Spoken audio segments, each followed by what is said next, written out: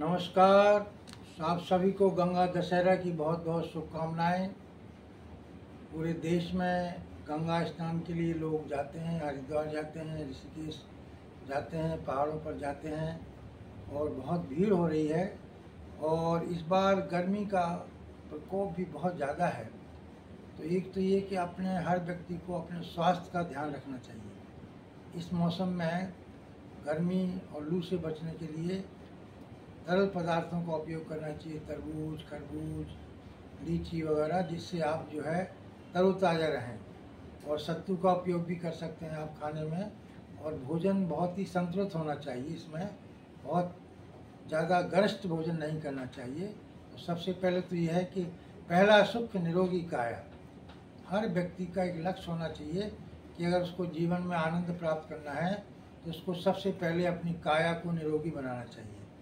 7 सूत्र होते हैं। पहला सुख निरोगी काया, दूजा सुख घर में हो माया, तीजा सुख कुलवंती नारी, चौथा सुख सुत आज्ञाकारी, 5वां सुख जलसाज में बासा, 6वां सुख हो राज में पासा, 7वां सुख पड़ोसी अच्छा, सभी से सुखी वही है बच्चा। देखिए, 7 जीवन के बहुत बड़े महत्वपूर्ण आधार हैं जिससे जज किया जाता है कौन व्यक्ति कितना सुखी है। जैसे मैंने पहले कहा, पहला सुख निरोगी काया।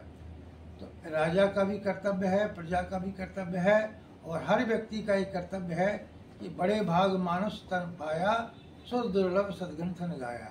जो मनुष्य का शरीर आपको प्राप्त हुआ है उसका पल पल क्षण क्षण सदुपयोग करना चाहिए। इसके बाद आपको जो भी माया होना चाहिए, पैसा होना चाहिए, तो ये बहुत बड़ी बात करी है। और नारी जो है वो कुलवंती होना चाहिए। नारी जो भी आपके घर में आती है, अगर कुल की नारी है तो आपको बहुत तरक्की प्रदान कराएगी, सुख समृद्धि प्रदान कराएगी, सुख रहेगा, कलह नहीं होगा। और चौथा सुख सुख आज्ञाकारी। जिस प्रकार से भगवान राम भगवान होते हुए उन्होंने अपने पिता की आज्ञा का पालन किया और कोई विवाद नहीं किया, कोई झगड़ा नहीं किया और वनवास को चले गए, इसलिए बन गए राजा। जैसे बन गए तो बन गए, इसलिए जो है 5वां सुख जलसार में बासा। देखिए, आज दिल्ली में त्राहि मची हुई है क्योंकि पानी इनका अपना नहीं है। इन्होंने यहाँ के सरोवर तैयार नहीं करे। इतने सरोवर बावलियाँ होती थी कि उन्हीं में से इतना पानी मिल जाता कि दूसरे के ऊपर निर्भर नहीं करना रहता। और बिना बात की जो झगड़े जहाँ से हो रहे हैं, तो पानी जो है जल सार में बासा। जहाँ व्यक्ति का निवास होता है, नदी हो, तालाब हो, बावली हो, उसमें निरंतर पानी रहे, तो पानी बहुत आवश्यक होता है। खाना आदमी 2 दिन ना खाए, 3 दिन नहीं खाए, लेकिन पानी नहीं मिले तो उसको बहुत बड़ी दिक्कत होती है। और इसलिए हर राज्य का एक कर्तव्य है उसको अपनी जनता को पानी मुहैया कराना चाहिए। और ना कि अगर इन्होंने, देखिए मेरा तो थिंकिंग ये है कि जमुना जी बहुत गहरी थी, उसमें बहुत बड़ा सिल्ट इकट्ठा हो गया और उसमें रेत इकट्ठी हो गई। अगर समय पूर्वक आज भी ये हजारों टन इसकी सिल्ट निकाल दें तो जब जमुना जी में पानी अभी बरसात का आएगा तो भरा रहेगा, कमी नहीं पड़ेगी। लेकिन अब क्यों कमी पड़ रही है कि आपस में विवाद कर रहे हैं। तो जलसार में बासा, 6वां सुख राज्य में पासा।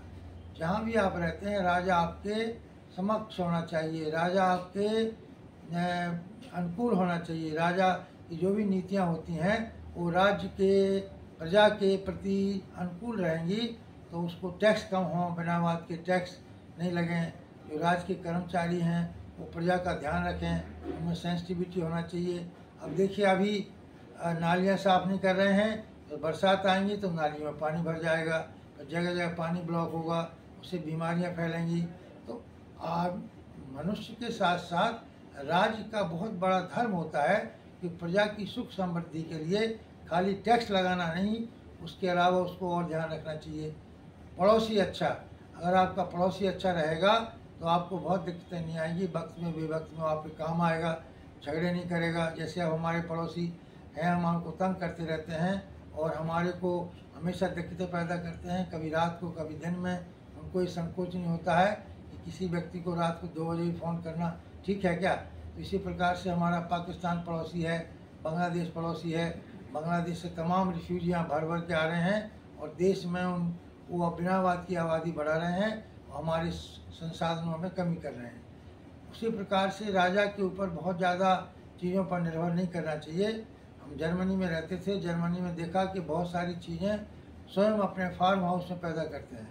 तो हम ये नहीं कहते कि आप हर चीज़ उगाओ, लेकिन कम से कम राज्य में अगर सुखी रहना है तो अब यहाँ पे व्यक्तियों का कर्तव्य भी होता है कि अपनी ड्यूटी के ऊपर काम करें। अपना क्या कर्तव्य है, जो नौकर चाकर हैं नौकरी काम करें, जो चौकीदार है चौकीदारी काम करें, जो पुलिस है पुलिस का काम करे, जो आर्मी है रक्षा का काम करे। तो इस प्रकार से अगर आप सुखी रहना चाहते हैं तो आपको आत्मनिर्भर भी बनना चाहिए।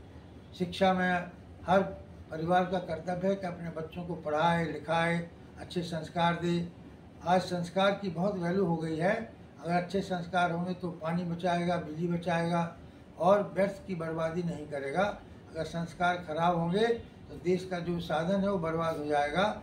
तो मेरे ख्याल से आज की चर्चा हम इसलिए कर रहे हैं कि हमारे देश में जो पानी की और दिल्ली में खास तौर से समस्या है, सड़कें टूट रही हैं, सड़कें खराब हो रही हैं, नालियाँ बंद पड़ी हैं।